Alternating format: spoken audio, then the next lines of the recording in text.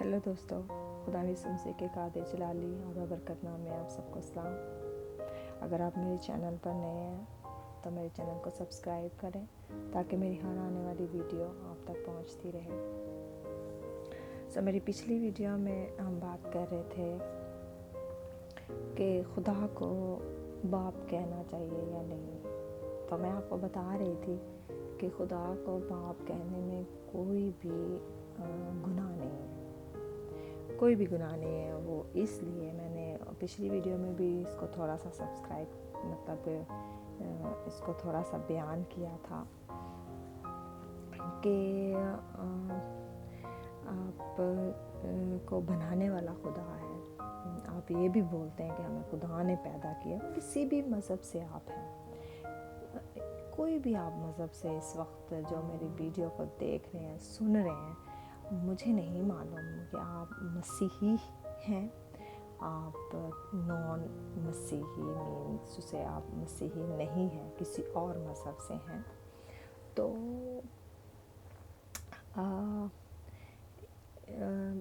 आप ये तो कहते हैं ऊपर वाला है ना। कोई भी परेशानी आ जाए तो हम किसी भी मज़हब में हो, हम कहते हैं ऊपर वाला है, वो बचा लेगा। अल्लाह ताला है, बचा लेंगे। खुदा है, बचा लेगा। किसी और मज़हब से जिससे भी आप रिलेटेड हैं, आप खुदा को जिसको आप भगवान मानते हैं या उसकी पूजा करते हैं या उसकी प्रस्तिश करते हैं या व्हाटएवर, जैसे भी आप अपनी इबादत करते हैं, तो आप ये तो बोलते हैं वो खुदा है, वो सब कुछ कर सकता है और वो हमें पैदा करने वाला है। जब ये लफ्ज़ हम बोल सकते हैं कि वो हमें पैदा करने वाले, तो बाप उसको बोलने में क्या है? अगर पैदा करता है वो, तो उसकी क्या, उसका मतलब कि वो फिर उसके लिए असल वर्ड जो है वो क्या होना चाहिए? सिर्फ खुदा तो सब उसको बोलते हैं, खुदा तो वो है ही। लेकिन करीब तरीन जो रिश्ता है ना हमारा, करीब तरीन जो खुदा का आदम के साथ रिश्ता था, वो एक बाप बेटे का ही था, क्योंकि खुदा ने आदम को बनाया था और वो उसको मालूम था आदम को कि खुदा ने मुझे बनाया, इसलिए वो मेरा बाप भी है। तो वो उसने मुझे पैदा किया है, उसने मुझे खलक किया, मेरा खालिक भी है, मेरा मालिक भी है, मेरा हर तरह से उसके साथ रिश्ता है खुदा के साथ, क्योंकि खुदा उसके साथ मिलता था, दोस्तों की तरह रहते थे। यानी वो उसका उस वक्त सिर्फ खुदा से ताल्लुक़ था आदम का। आदम हर रिश्ता खुदा के साथ रखता था उस वक्त। मीन्स आप ये भी बोल सकते हैं कि वो दोस्त भी उसको मानता होगा, क्योंकि खुदा के अलावा वो किसी को, उस वक्त दुनिया ही नहीं थी तो उसको किसी का क्या मालूम होना था। तो वो, और खुदा के अलावा वो किसी से बात नहीं करता था, उसको किसी का मालूम नहीं था।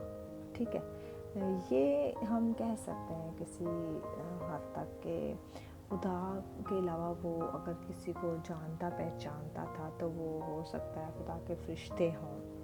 ठीक है, तो ये हम कह सकते हैं।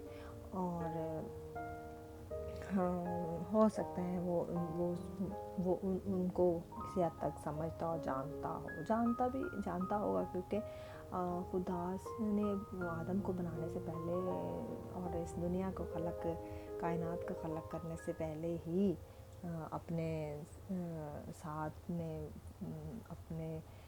साथ में रहने के लिए, बात करने के लिए, अपने काम सरंजाम करवाने के लिए तो फरिश्ते बनाए थे। तो ये आदम को मालूम था, लेकिन आदम के साथ उनकी रफ़ाकत नहीं थी।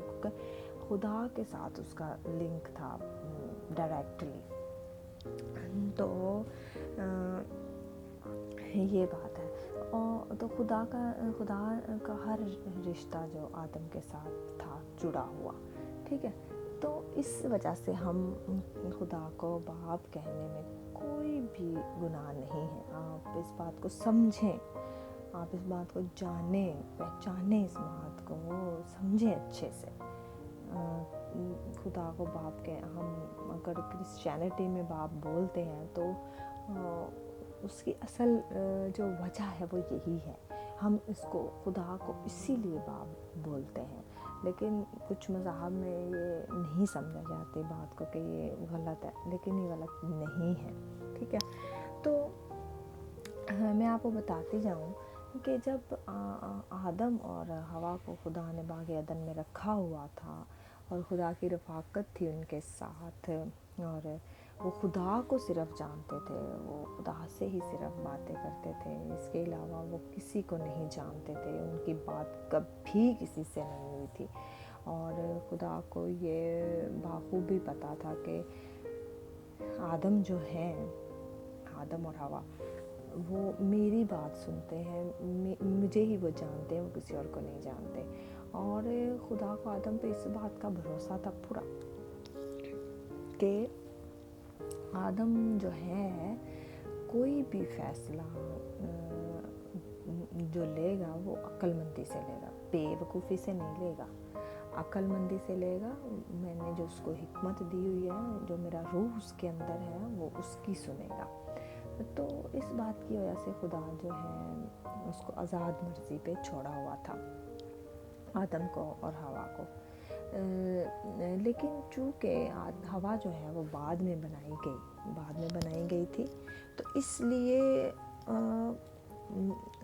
اس کی جو سمجھ سوچ تھی نا، وہ اس لیول کی نہیں تھی جو آدم کے لیول، جس لیول پہ جا کے آدم سوچ سکتا تھا یا بات کو سمجھ سکتا تھا۔ تو اسی وجہ، اس بات کو جو کی وجہ سے ہی، اسی بات کی وجہ سے وہ گناہ میں پھنس گئی تھی۔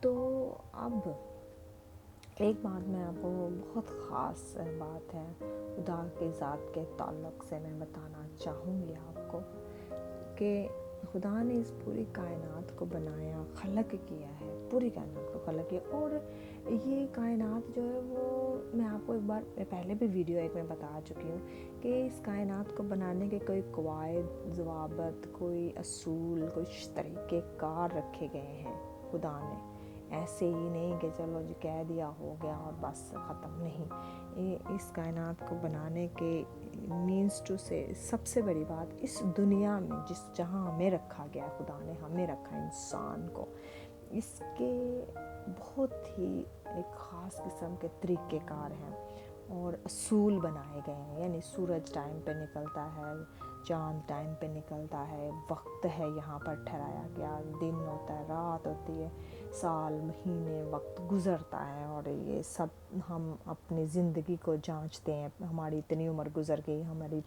ہم اتنے بڑے ہو گئے، پہلے اتنے تھے چھوٹے، یہ ہمارا پہلے یہ ہم سب چیزوں کو وقت کے ساتھ کرتے ہیں نا، ہمارا پہلے کاروبار یہ تھا، ابھی یہ، ہماری زندگی پہلے ایسی تھی، اب ایسی، تو ہم خدا کو پہلے اس طور سے جانتے تھے، لیکن اب اس طور سے، یعنی کہ یہ یہاں پہ وقت جو ہے ٹھہرایا گیا ہے، یہاں پہ اصول بنائے گئے ہیں کہ ہم نے سونا ہے، جاگنا، اٹھنا ہے، کھانا ہے، پینا ہے، پھر اس کے علاوہ ہم نے جو بھی کام کرنا ہے کیسے کرنا ہے، ہمیں خدا نے صلاحیت اتنی دی ہوئی ہے، اس طرح کی سوچ سمجھ دی ہوئی ہے، اس حد تک کہ ہم ہر چیز کو سمجھتے ہیں، جانتے پہچانتے ہیں، پھر کچھ کام کرتے ہیں، اور وقت کو بھی دیکھ کر کام کرتے ہیں کہ اس وقت یہ کرنا، اس وقت یہ کرنا ہے۔ تو خدا نے یہاں پہ ہمیں طریقہ کار بتائے ہیں، ہم ویسے رہتے ہیں، ہماری سوچ یہ کہتی ہے کہ اس وقت یہ کرنا چاہیے، اس وقت یہ کرنا چاہیے،